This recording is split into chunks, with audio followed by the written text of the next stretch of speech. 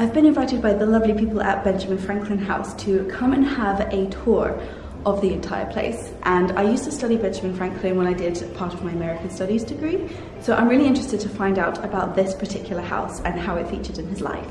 Welcome to the Benjamin Franklin House. This is the only remaining house of Benjamin Franklin. There's nowhere left in the United States or from his time in France, just here in London.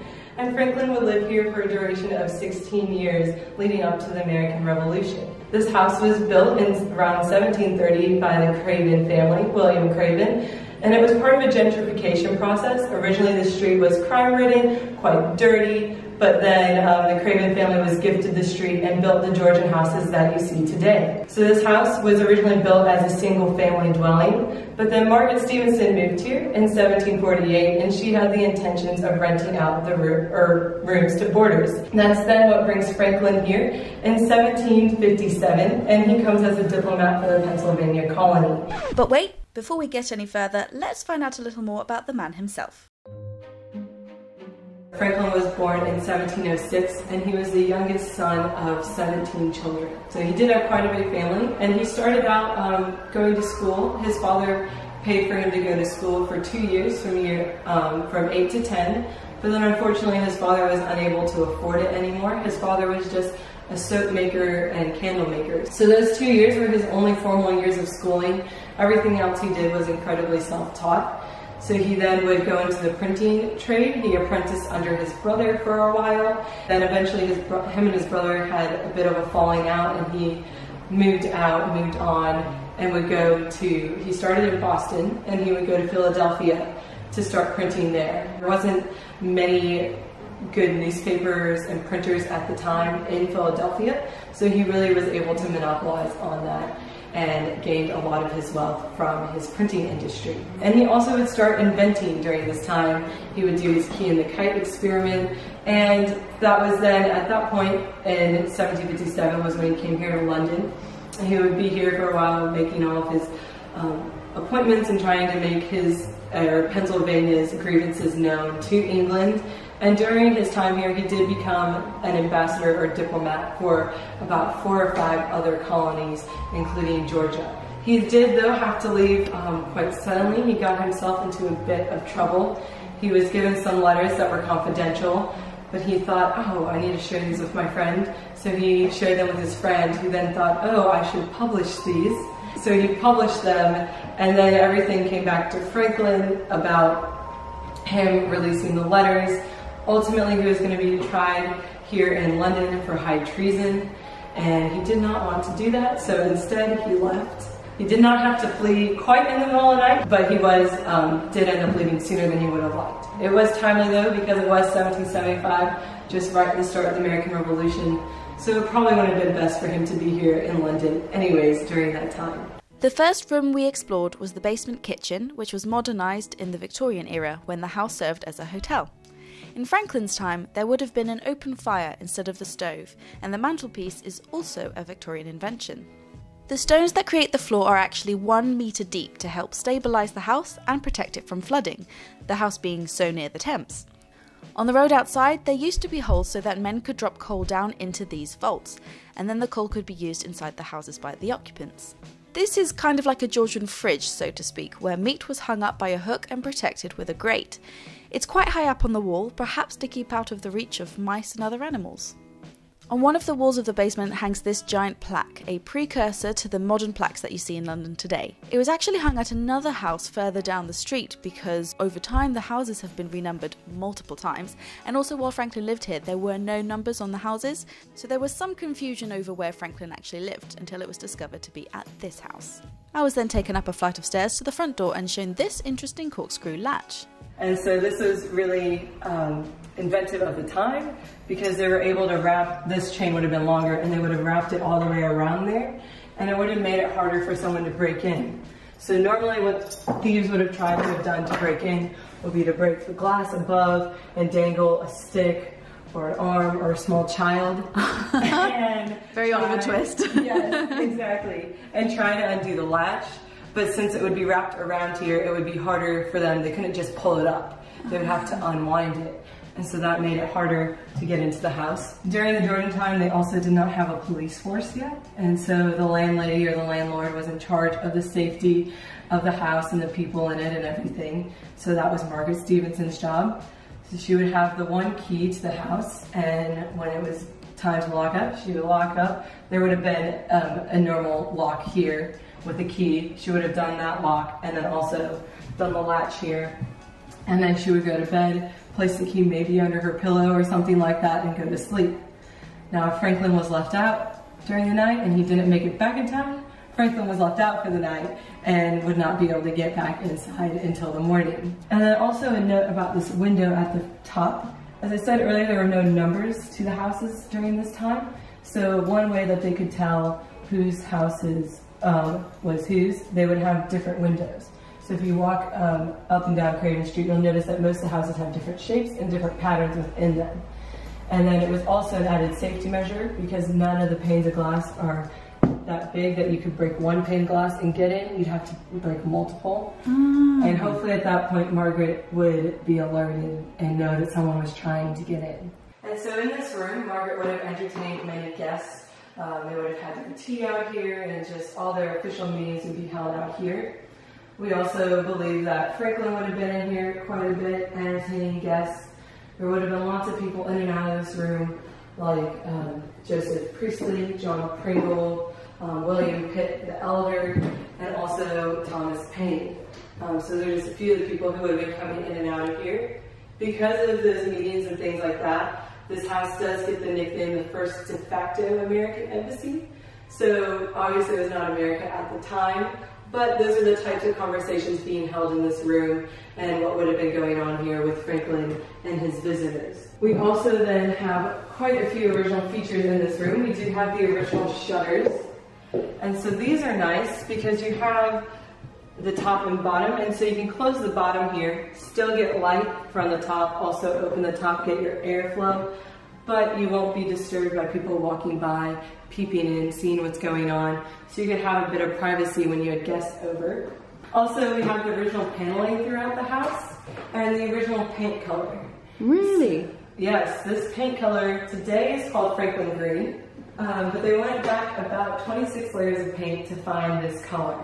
And so they were able to take kind of like a little drill and take a profile of the wall and figure out and date the colors to figure out that this was on here at this time. And then we also have the original floors here in the house. And anything that has to be replaced is replaced from a 300-year-old either tree or house in Bath.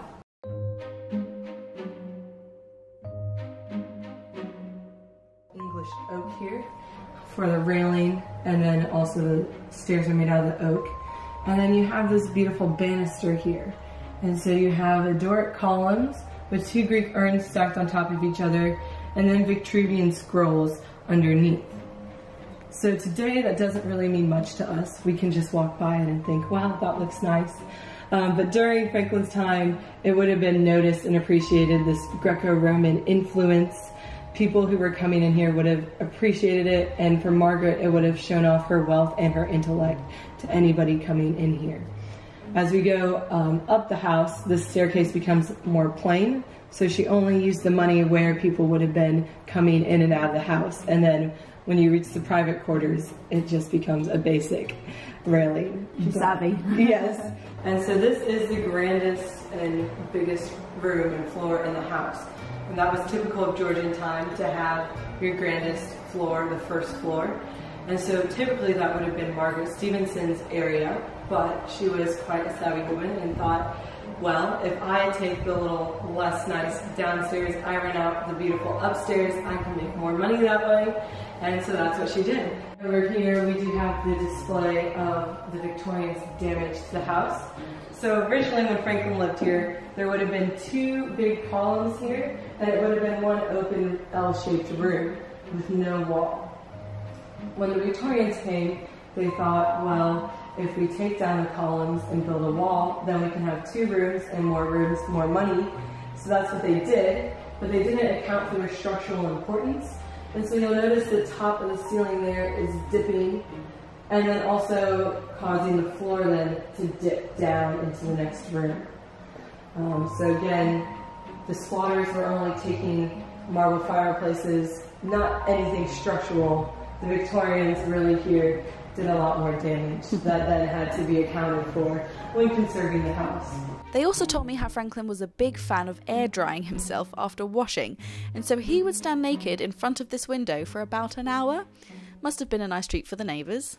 And so we believe that Franklin's bed would have been against this wall here, and that he would have had some sort of curtain around it to help kind of give himself some privacy, as his bedroom was right next to his parlor as well, so it would have been a way to have a bit of privacy. We then have, again, the replica surrounding original hearthstone. But you'll notice that this fireplace looks a little different than some of the other ones, as it doesn't go back as deep, and it comes and protrudes out more. Mm-hmm. And this was to accommodate Franklin's stove, his invention. So he would have had one here in this room.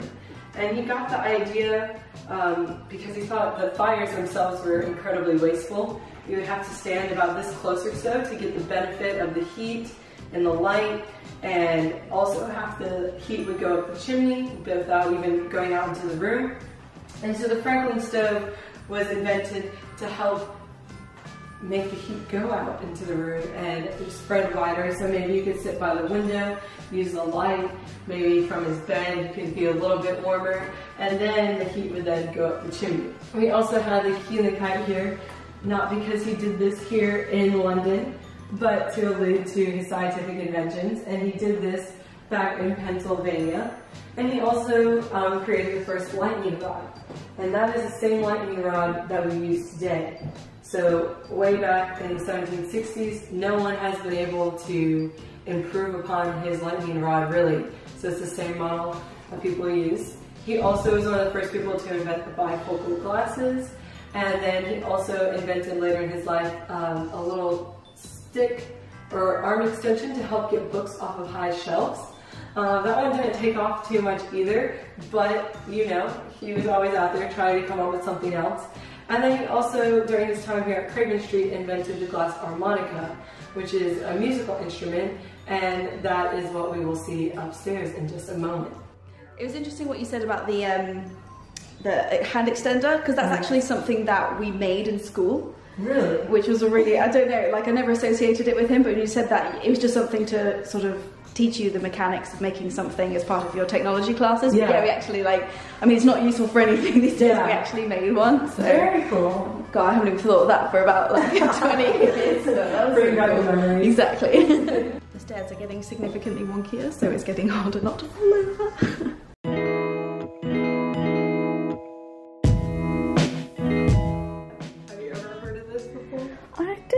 I don't think so. Okay, yeah, it's not one of his most popular inventions. It was popular at the time.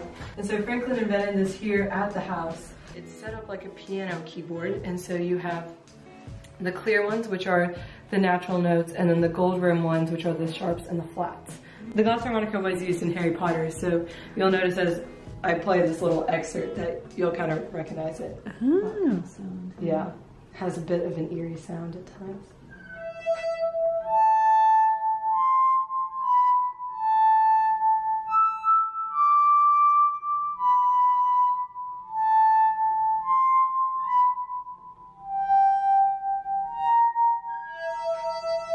Wow. Just on top? Yeah, but press quite firmly. Don't be shy. Yeah. We have hundreds of children with this. Children can't break so, it. Exactly, it's really tough, so press quite firmly. Ooh. Sounds like a narwhal.